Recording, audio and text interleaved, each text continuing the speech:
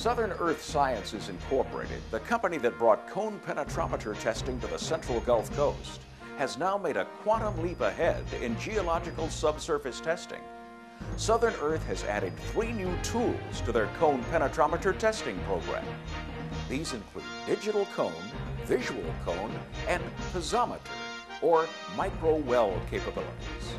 Before we explain the features and benefits of these 3 additions, let's briefly review the advantages of the cone penetrometer concept. For decades, the method for determining soil characteristics employed the use of SPT, or Standard Penetration Test. This method basically uses mechanical resistance to determine the load-bearing capacity. With the SPT method, a sampler is driven into the soil by the gravitational force of a hammer. The measurement used is the number of standardized blows it takes to drop the sampler by 3 6-inch increments. This measurement is typically taken about every 5 feet in depth.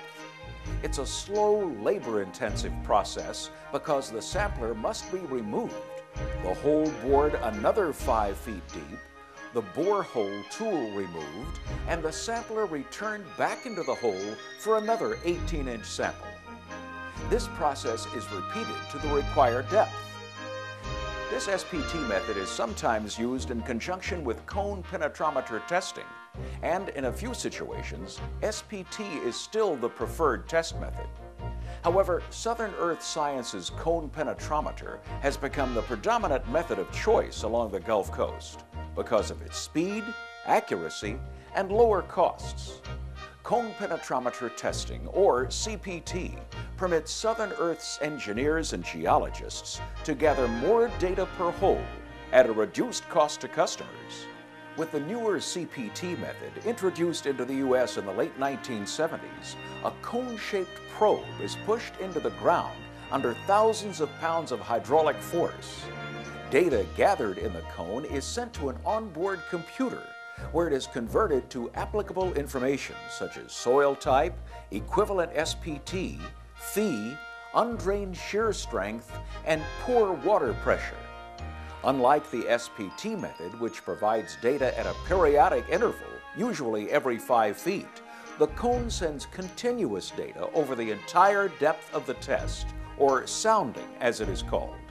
Other than increased data and reproducibility, the 2 most appealing aspects of the cone penetrometer are decreased investigation costs and decreased sampling time. Also, there are no cuttings to dispose of when working in contaminated soils.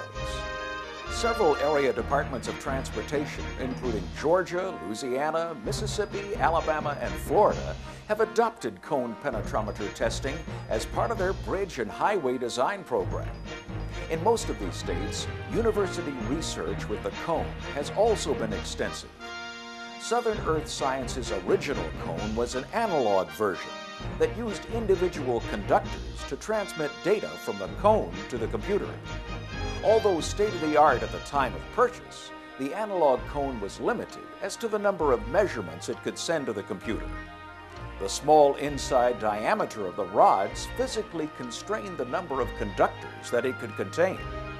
Typically, only 3 or 4 simultaneous streams of data were sent to the computer, although as many as 6 or 7 have been used in university experiments. But with Southern Earth's new digital cone, multiple data streams can be sent through a single conductor. With these digital streams, everything has a numeric address. The number of addresses is limited only by the number of digits in the address. The second recent addition to the cone penetrometer system for Southern Earth is a visual cone. This unit actually has a micro camera and lighting system built into the cone. A tiny port with a highly scratch-resistant sapphire lens is mounted in the side of the cone. An LED light array brightens the subsurface surrounding so the camera can send continuous video to a monitor in the rig's cab. This data, including a visual depth graticule, can also be stored on videotape or disc for future reference. Some of the things that Southern Earth's geologists can see with the visual cone include size of particles, aggregate composition, free water, and often contaminants, such as free-phase liquids. The third new tool is a piezometer or microwell. This concept is used to measure groundwater elevation or piezometric elevation of the groundwater. In addition to elevation, the microwell can also be used to sample subsurface water for contaminants. Southern Earth has pushed their cone to over 175 feet in depth and set microwells to over 100 feet deep. After the cone penetrometer data is gathered and analyzed, particularly the stratigraphic data, Southern Earth's engineers and geologists determine the proper location for the piezometer or microwell. Once the cone penetrometer is removed, a casing with a sacrificial tip is pushed into the hole left by the cone and rods. The casing is actually about an inch larger in diameter than the penetrometer's cone and rods. Hence, significant force is still required even when the casing is pressed into an existing cone penetrometer hole. Casings, 1 meter in length, are metal tubes that screw together much like the cone penetrometer's rods.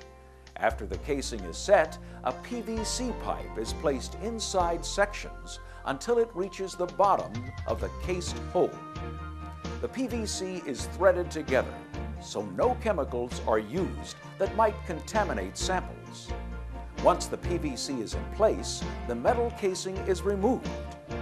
The microwell consists of a pre-packed well screen with a pre-packed bentonite seal above the screen to assure that sampled water is native at the screen's depth.